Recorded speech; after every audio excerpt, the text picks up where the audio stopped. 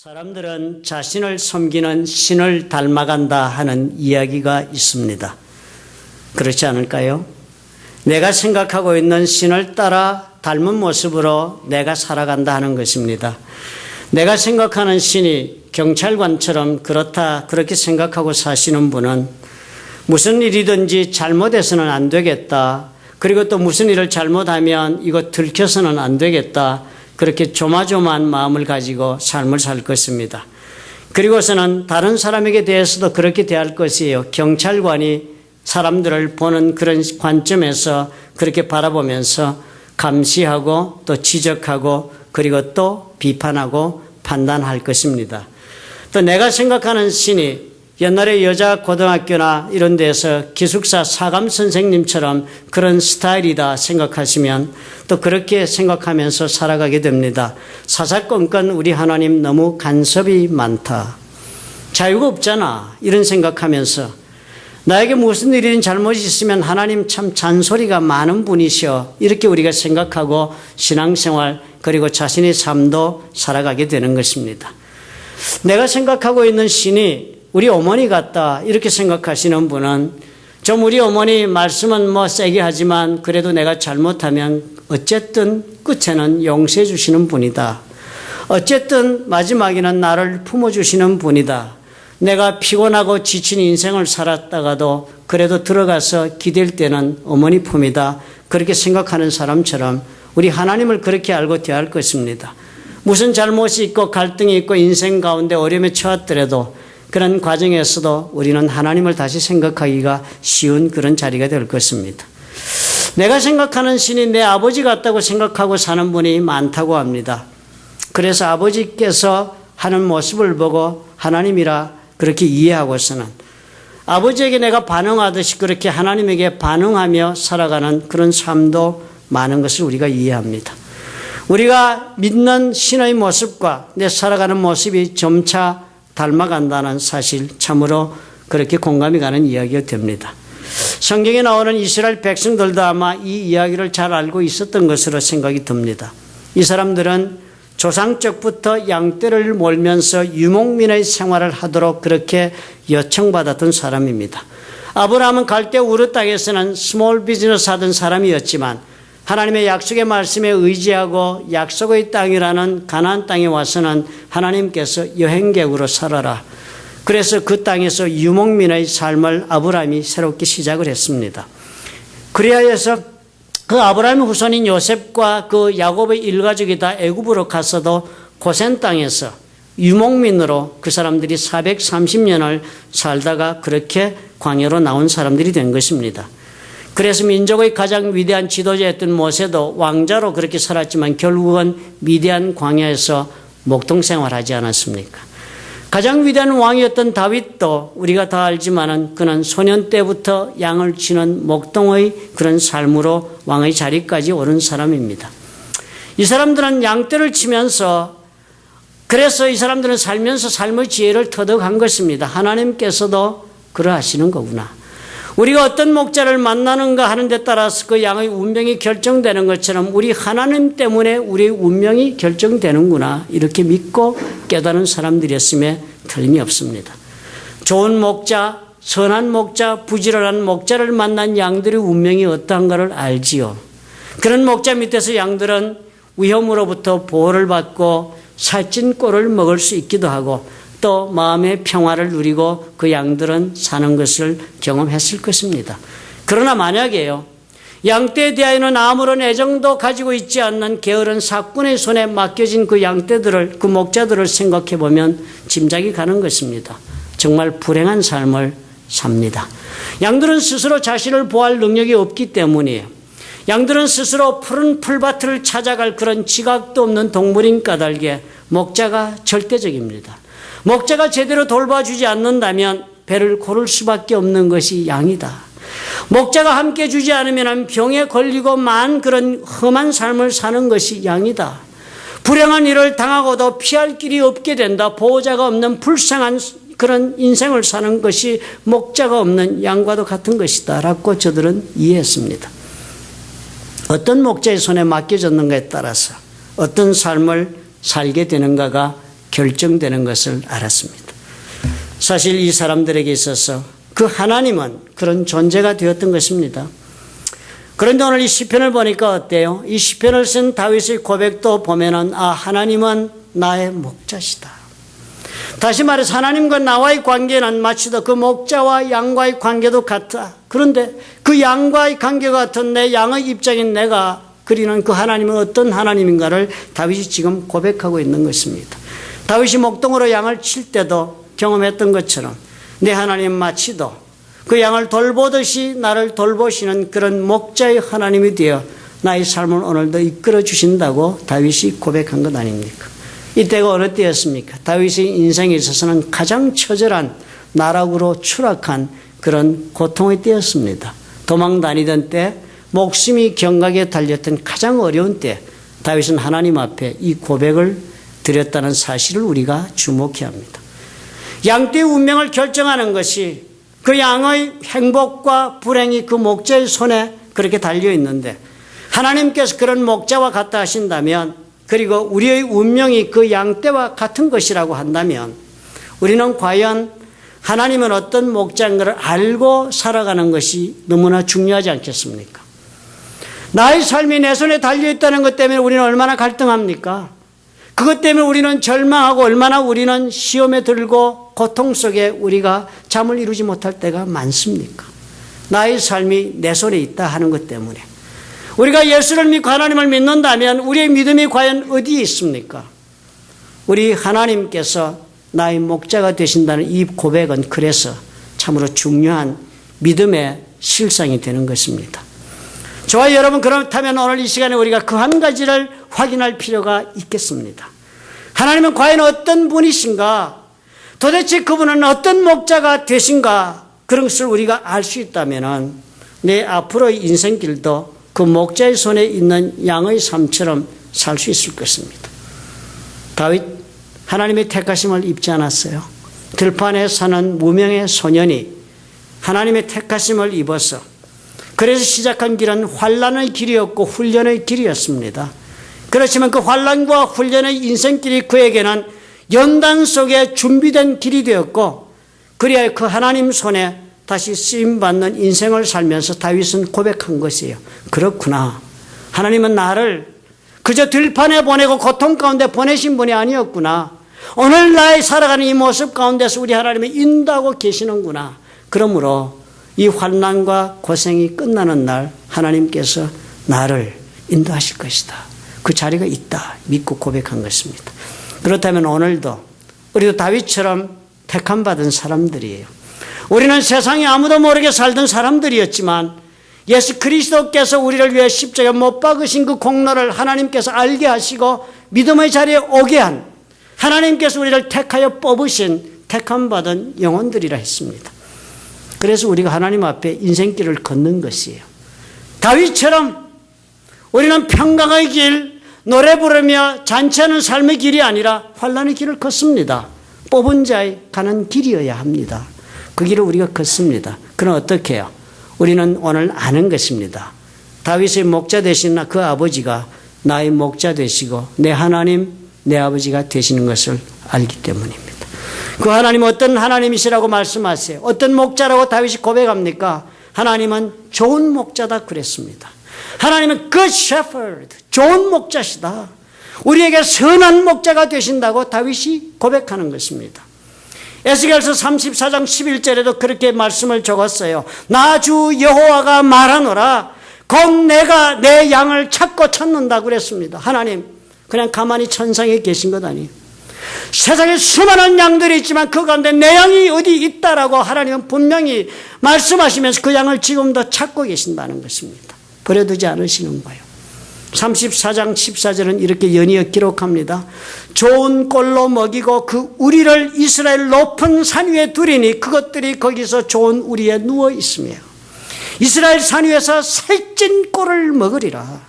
나 주 여호와가 말하노라 내가 친히 내 양의 목자가 되어 그것들로 누워있게 할지라 그랬습니다. 뭐라고 말씀하세요?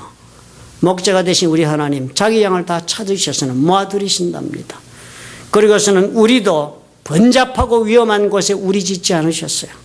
높은 산 위에, 가장 훌륭하고 좋은 곳에, 높은 산 위에 우리를 짓고 그곳에 자신의 양들 찾아서 모아들이십니다. 그 우리에 들어가서 양들에게 무엇이 있다고 하십니까? 쉼이 있다는 거예요. 안식이 있는 삶을 하나님이 만들어 주시겠다 하십니다. 여호와께서 이렇게 말씀하실 뿐 아니라 예수님께서 이렇게 자신을 우리에게 소개해 주신 것을 여러분은 기억하실 거예요. 요한복음 10장 11절에 뭐라고 적었습니까? 나는 선한 목자라. 예수님 자기소개를 그렇게 했습니다. 나는 선한 목자다. 선한 목자는 양들을 위하여 목숨을 버리거니와 싹구는 목자도 아니요 양도 재앙이 아니라 이리가 오는 것을 보면 양을 버리고 달아나나니 이리가 양을 늑탈하고 또 해치느니라. 예수님 선한 목자시래요. 결코 어떤 경우에 위험이 닥쳐와도 자기 양들 그냥 누가 공격해요 강도가 덤비면 목자가 목숨 구하여 도망가는 그런 목자가 아니라 자신의 목숨을 걸고 위험에 대항하여 싸우면서 그 양떼를 보호하는 그런 목자. 그 목자가 어떤 목자예요? 선한 목자다. 그리고 내가 그 목자다 하십니다. 그처럼 우리 예수님 자신의 목숨으로 우리를 건지셨고 앞으로도 그렇게 지키신답니다. 사건과 다르신 분이 우리 예수님이시랍니다. 우리를 사랑하여 목숨을 주신 예수님께서 무엇을 우리를 위하여 아끼시겠습니까? 실제로 팔레스타인 땅에 가보면 양을 치는 목자들이 우리 머릿속의 목자처럼 그렇게 목가적으로 좋은 옷을, 그런 아주 목자들의 옷을 입고 지팡이 짚고 이러면서 피리를 불면서 양떼와 다니는 그런 모습의 목자가 아니랍니다. 많은 경우에 목자들 가보면요. 목가적인 그런 한가한 모습을 있는 목자는 한 사람도 없대요. 다 전투하는 군인들처럼 예전이나 그리고 최근이나 그런 복장을 갖추고 있는 목자들이 전부라고 합니다. 왜냐하면 양을 지키는 것은 막대한 재산을 지키는 것이기 때문에 강도도 그렇게 많이 덤벼들고 그리고 밤에는 짐승들도 그렇게 먹이를 구해서 많이 덤벼든답니다. 여러분. 짐승들은 언제나 먹이가 부족한 것 같아요. 우리 여기도 교회가 숲이잖아요. 토끼들이 여러분이 있어서 얼마나 즐거워하십니까? 밤 9시부터 새벽 3시까지는 카요레가 언제 출몰할지 몰라요. 요즘 아주 카요레가 제가 밤에 교회에서 요즘 자면서 기도하면서 보다가 발견한 건데요. 시시때때로 출몰합디다. 그리고 쌍으로 2마리가 출몰해요. 그 먹이가 늘 부족하니까. 예전이나 지금이나 꼭 같은 것입니다. 그래서 어떻게 해요? 그 목자들은요. 양을 치는 그 목자들이 목가적인 그런 삶이 아닙니다. 어깨에는 총을 메고 있기도 하고요. 허리에는 단검을 꽂기도 하고 때로는 손에 도끼를 들고 있기도 한다고 합니다. 또 다윗이 적은 것처럼 지팡이와 막대기도 지팡이는 건지는 보호기구지만 막대기는 공격용 무기입니다. 자기의 양떼들을 도적들의 공격으로부터 보호하기 위해 준비를 단단히 하고 목자들이 그렇게 양을 쳐야 한답니다. 왜 그래요? 양은 대단히 가치가 있는 것이기 때문입니다. 귀중한 존재이기 때문에 그래요. 그래서 도적이 끓습니다. 공격의 대상이요. 빼앗아가고 싶어하는 도적들이 바깥에 많이 있는 것입니다. 여러분, 예수 믿는 우리가 다 그런 값진 존재라는 것 잊지 마시기 바랍니다. 교회 오신 여러분들은 세상이 볼 때는 값진 존재가 되어서 사단의 눈에는 탈취하고 싶은 보물들이다 하는 것 여러분 잊지 마시기 바랍니다. 그래서 우리 주님은 그렇게 지키신다. 하나님께서는 우리가 이 세상에 사는 동안에 아무런 공격도 안 받고 아무런 시험도 당하지 않겠다고 약속하신 적은 없습니다. 우리 주님 그런 약속하지 않으셨어요. 하나님께서는 어떻게 이 세상에 비록 위험이 있고 우리가 때로는 어려움에 처하고 공격을 받는 그런 일이 설령 우리 삶에 찾아온다 할지라도 그런 위험 가운데서 어떻게 해요? 마치도 목자가 양을 치듯이 그렇게 우리를 보호하시고 돌봐주시는 좋은 하나님 되시겠다는 것입니다. 사단이 우리의 약점을 찾아 공격해 온다고 성경은 우리에게 경고합니다. 베드로전서 5장 8절이 이렇게 말씀해요. 우리의 대적마귀가 우는 사자같이 두루다니며 삼킬 자를 찾고 있다고 그랬습니다. 현재 진행형이에요. 지금도 찾고 있다는 거예요. 하나님 우리를 이 목자가 그 양떼를 보호하시듯이 그런 공격 가운데서도 우리를 지금 보호해주고 지키고 계신다. 그런 하나님이 오늘 저와 여러분의 하나님이라고 다윗이 이야기합니다. 팔레스타인에서 목자들이 하루 일과를 마치고 양떼를 다 우리로 모아드립니다. 그런데 그냥 그렇게 모아드리지 않는데요. 모아드리는 우리의 입구에서 목자는 지키고서 양떼를 한 마리씩 점검을 한답니다. 잠자리 들기 전에 양떼를 점검하면서 반드시 이 양떼 한 마리 한 마리를 머리부터 꼬리 끝까지 발끝까지 주의 깊게 살펴본 후에 들여보냅니다. 그렇게 살피면서 상처난 곳이 없는지 또 벌레가 붙어서 지금 기생하고 있지는 않는지 살펴본답니다. 그리고 상처난 곳이 있으면 그 상처난 곳에 기름을 발라주고 어루만져주고 벌레가 있으면 잡아내어주고 그리고 약을 발라준 다음에야 그 양떼들을 우리로 넣어준답니다. 선한 목자가 이 모습이에요. 우리 주님께서 우리의 하루의 삶 가운데 주님 보호하시고 인도하시면서 우리 주님께서 우리를 이렇게 돌보시면서 인도하십니다. 저와 여러분의 삶이 시작부터 끝까지가 주의 관심하에 주님의 주목하에 진행되고 있다는 사실을 여러분 믿으시기 바랍니다. 나의 상처를 무시하시는 하나님이 아니세요. 나의 상처를 기름 발라주시고 치료해주시고 말씀과 성령의 기름 부으심으로 위로하시고 나의 병든 곳을 치료하시는 그런 주님이 저와 여러분의 오늘 목자가 되십니다. 이런 목자의 손에 저와 여러분의 삶이 있음을 믿으십시다.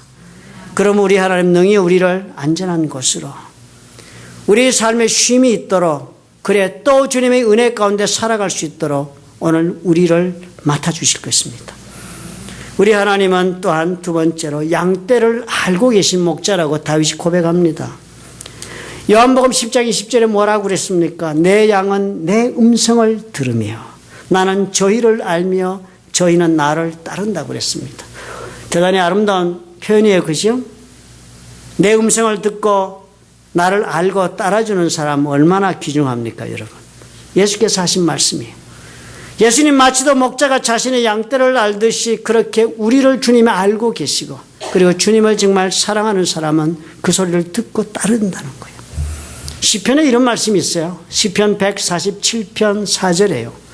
저가 별의 수요를 계수하시고 저희를 다 이름대로 부르시는도다. 하나님의 말씀을 지금 다윗이 시편에 노래한 겁니다. 하나님이 천지 만물을 창조하신 그 별이 얼마나 많습니까, 여러분? 별 쳐다보시고 여러분 별 이름 아시는 분 몇 분이나 계세요? 북극성 어디 있는지 여러분 아세요? 저는 북극성 어딘 찾다가 고개가 아파서 그만두었습니다. 별 이름 하나도 몰라요. 듣기만 했지. 금성이 어디 있는지 목성이 어디 있는지 샛별이 어느 것이 샛별인지 뭐 계명성은 어느 건지 말만 들었죠. 그런데 우리 하나님이 그러시는 거예요. 그 수많은 별을 창조하시고는 하나님이 그 별의 수요를 계수하고 계시다. 하나 둘 셋 넷 다 계산하신다. 우리 하나님. 그리고 그 별들을 저희를 다 그 이름대로 부르신답니다. 그런 하나님께서 저와 여러분을 보고 계신 거예요. 하나님께서 창조하신 우리 별보다도 많게 무리를 이루시고 바다의 모래가리도 많게 우리를 이루시고는 하나님 어떻게 해요? 저와 여러분을 계산하십니다. 그리고 우리의 이름을 지어 부르십니다. 주님께서. 나를 무리 가운데 하나로 보시는 하나님이 아니에요. 아, 그저 너희들 왔느냐? 도매금으로 만나시는 하나님이 아니에요. 내 이름을 부르시면서 나를 개인적으로 1대1로 만나주시는 하나님이세요. 그 하나님께서 어떻게 해요? 목자가 되어서 나를 알고 계시다 합니다. 누가복음 12장 7절은 그래서 이랬습니다. 예수님은 이렇게 표현했어요. 너희에게는 오히려 머리털까지도 다 세신 바 되었나니 두려워하지 말라. 두려워하지 말라. 너희는 많은 참새보다 귀하다. 어디까지 하신대요, 우리 하나님이? 머리털까지 세신 바 되었대요. 세상에. 그 머리털까지 세신 분이 내 은행 잔고에 몇 불이 모자란지 모르실까요? 그 머리털까지 다 세시는 분이 내가 지금 무엇 때문에 속을 들끓이고 있는지 모르실까요? 그 머리털까지 다 세시는 분이 내 연약하여 고통 속에 울부짖는 기도를 듣지 않으실까요? 요한복음 10장 27절에 이렇게 주님이 말씀하세요. 내 양은 내 음성을 들으며 나는 저희를 알며 저희는 나를 따른다 그랬습니다. 말씀하시는 것처럼 그토록 잘하시는 주님께서 내 목자가 되시는 것을 우리가 아는 까닭에 어찌 그 주를 우리가 따르지 않을 수가 있겠습니까? 우리 걸어가는 삶이 주님의 인도하심 가운데 있도록 우리 자신을 맡기지 않을 수가 있겠습니까? 주님께서는 우리가 혼자 스스로 걸어나가는 인생 원하지 않으세요. 위험에 처하도록 혼자 시험적인 인생을 살아보는 거 원하지 않으세요. 주님은 목적 없는 트라이얼 에러 시행착오를 원하지 않으세요. 주님의 뜻 가운데 맡기고 인도함 받는 삶을 원하십니다. 우리 모든 입장을 정확하게 알고 계세요. 주님은 언제 어떻게 그래서 어떻게 내가 저를 인도해야 될지를 알고 계시는 목자세요. 여러분 그러면 어떻게 하셔야 되겠어요? 근심이 되고 걱정이 돼도 절망이 와도 결국은 어떻게 해요? 목자에게 맡기시면 됩니다. 모든 것은 그림자예요. 허상이에요. 나를 두렵게 하는 것 다 그것 그림자예요.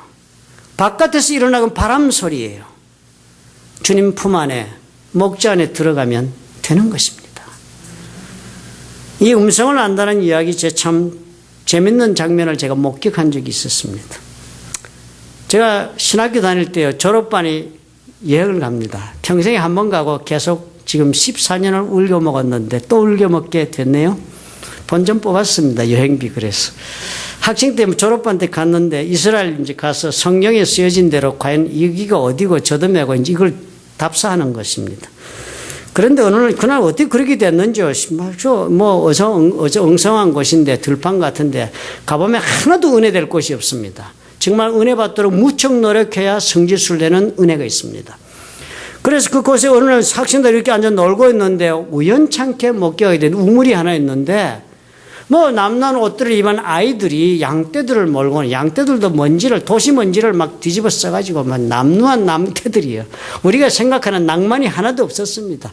그래 와서 뭐 우물이 거의 지금이나 예나 우물은 부족하니까 양떼를 모아서 양떼가 와가지고 물을 먹더라고요. 뭐 먹나 보다 그렇게 생각했지요. 그럼 조금씩 또 한 무리가 어디 양떼들이 물을 먹는데 양은 갖다 놓고 뭐 지들끼리 무슨 얘기를 하는지 뭐 재밌게 막 떠들고 뭐 애들끼리 모여서 하듯이 목자 둘이가 하더라고. 또 하나가 어디 뭐 양떼가 다 쏟기는데 세 사람이 막 하고 막 언제 갈 생각도 안 하고 놀더라고요. 그러더니요. 뭐 이렇게 놀더니 하나가 일어나서 돌아서 가면서 뭐 지가 무슨 휘파람을 부는 것 같대. 뭐 악기도 없이 휘파람을 이렇게 불면서 가더라고. 가나보다 했는데요. 오, 그렇게 막 무리지어있던 양떼 중에 일단의 양떼들이 스르륵 빠져나와서 따라가는 거예요. 놀랐습니다. 어떻게 양떼들이 저렇게 저쪽을 저렇게 빠져 따라가나. 그 또 하나는 이렇게 가면서 피리 비슷한 것을 불더라고요. 보니까 또 거기서 구분이 쫙 되어서 빠져나가는 거예요. 기막힌 것을 보았습니다. 우리가 다 감탄했어요. 목자의 음성을 안다는 것이 저것이구나. 미물인데도 자기의 먹이를 하나 찾지 못하는 양떼인데도요. 그러니까 어디를 가야만 물이 있는지도 찾지 못하는 지각 없는 양떼인데도요. 주인의 음성은 알더라. 우리는 누굽니까? 만물의 영장이에요. 얼마나 우리는 각자 똑똑한 인생을 살았습니까? 그러나 우리는 과연 주님의 음성을 양보다도 더 잘 듣습니까? 에이브람 링컨이 이런 말을 했습니다.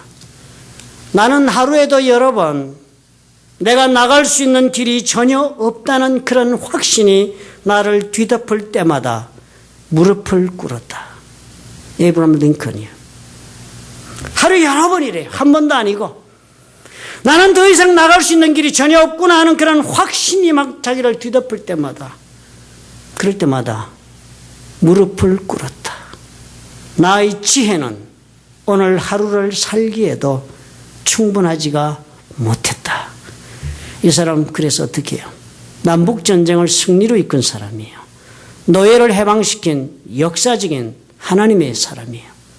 그 사람의 고백입니다. 하물며 우리는 어떻습니까? 하나님의 음성이 들리거든 우리가 따를 수 있는 준비가 되어 있으면 무릎 꿇은 것이 효과가 있습니다. 우리 마음에 듣기로 작정하고 내 마음의 귀를 열었다면 무릎 꿇은 것이 능력이 됩니다. 주님께서 내 목자가 되어 인도해 주시는 그 길을 걷겠다 하는 것은 음성을 듣겠다 하시는 겁니다. 그 음성을 들으면 어떻게 해요? 내 삶이 내 손에 있지 아니하고 우리 목자 하나님의 손에 있음을 믿으시기 바랍니다. 우리 하나님 이 역사를 이루기 위해서 목자 되시기 위해 얼마나 엄청난 대가를 지불하셨는지 여러분 잊지 맙시다. 그냥 저절로 이루어진 세상 것이 어디 있습니까? 공것이 세상에 어디 있습니까? 세상에 공것이란 건 없습니다. 모든 것은 다 대가를 지불하고 해서야 형상화된 것이에요. 마가복음 10장 45절 주님 말씀하셨어요. 인자의 온 것은 섬김을 받으려 함이 아니라 도리어 섬기려 하고 자기 목숨을 많은 사람의 대속물로 주려 함이라. 대속물, ransom이라고 영어에 적혀 있습니다. 요즘 뭐예요? 소말리아인지 뭐 어딘지 소말리아인지 사람 잡고 몸값 내놓으라고 야단에서 100만 불, 뭐 몇백만 불 지불하고 풀죠. 그것 말하는 거예요.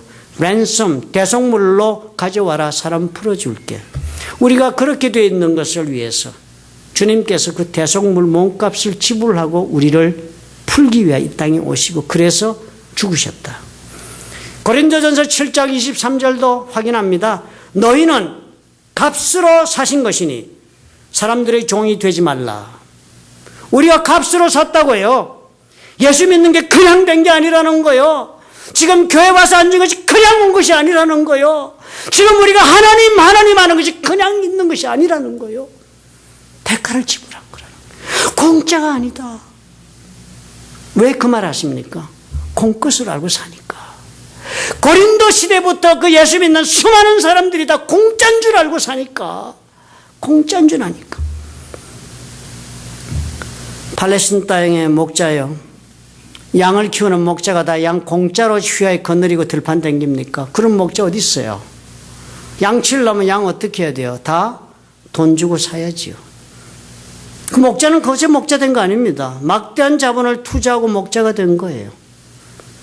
우리 주님께서 그렇게 값을 지불하고 우리를 샀다고 비유하는 그대로입니다.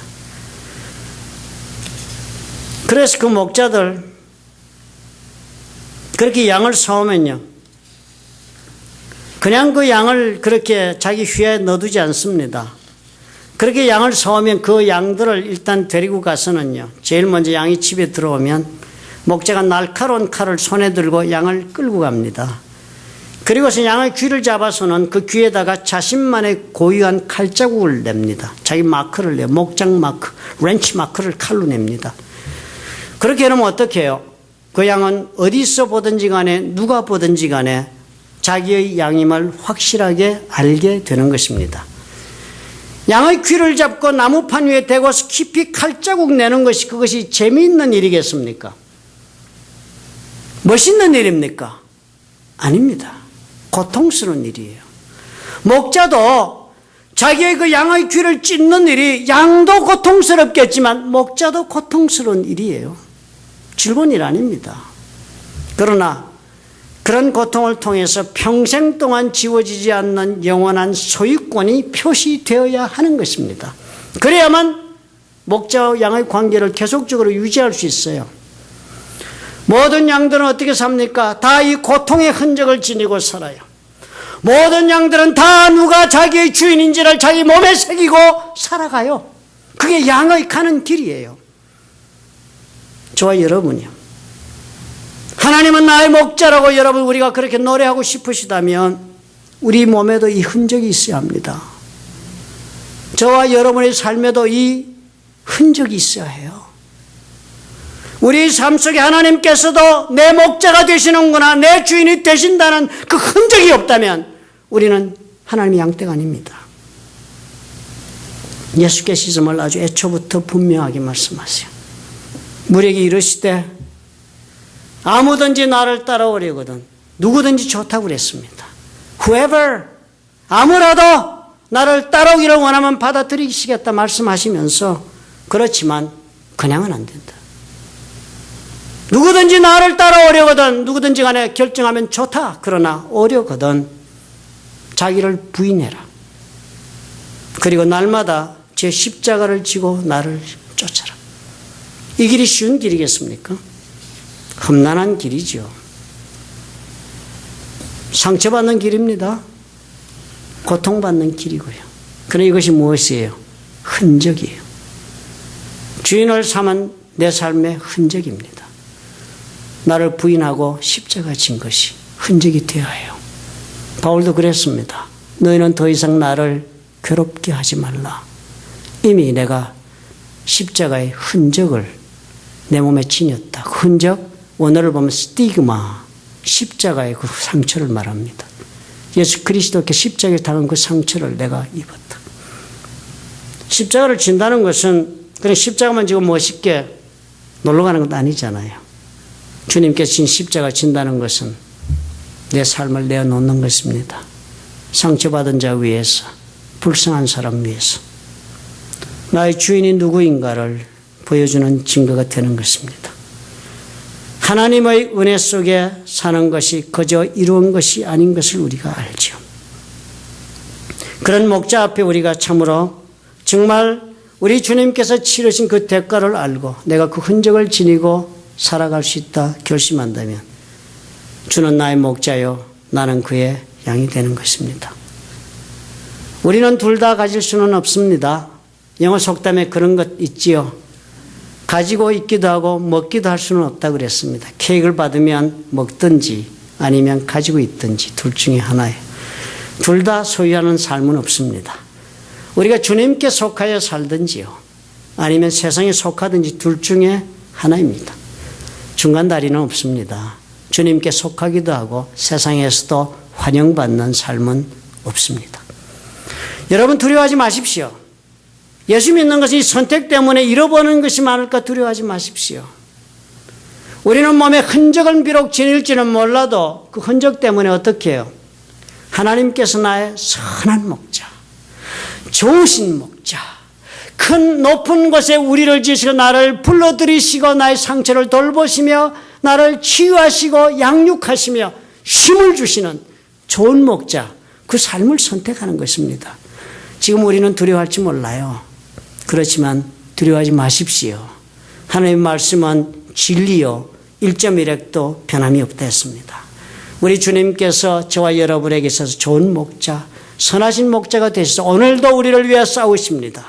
오늘도 우리를 위하여 주님께서 보호하시고 인도하시며 우리의 필요한 것을 돌보시고 미리 주님께서 하시고 더 좋은 것으로 예비하고 계십니다. 많은 사람들은 이 십자가를 지기 싫어해서 이 흔적을 두려워해서 나의 목자라고 고백하지 못하고 있는 일 얼마나 안타까울까. 아는 분은 공감을 갑니다. 몰라서 그렇지요. 우리 주님께서 내 목자가 되는 일이 얼마나 복된 일인지를 몰라서 두려워하고 주저하고 망설이지 않아요? 내 모든 걸 아시는 분이 목숨을 걸었습니다. 목숨 건 사랑보다 더 우리를 담대하게 할 것이 무엇이 있습니까? 그런 목자에게 속한 양이 되는 것 이상의 더 큰 축복이 어디 있습니까? 더 큰 삶의 보장이 어디 있습니까? 여러분 오늘 우리 깊이 한번 생각해 봅시다. 나는 정말 우리 주께 속한 사람인가? 나는 정말 우리 주님 앞에 양이 되기를 원하는가? 나는 정말 내 주인의 목소리를 듣고 싶은가? 만약 우리가 이 질문들에 주여 그러합니다. 그렇게 대답하실 수만 있다면 우리 주님은 기꺼이 우리 목자가 되시어 우리 삶의 모든 문제를 감당하시고 그리고 이끌어 가실 것입니다. 믿으시면 아멘 하십시다. 믿으시는 줄 압니다.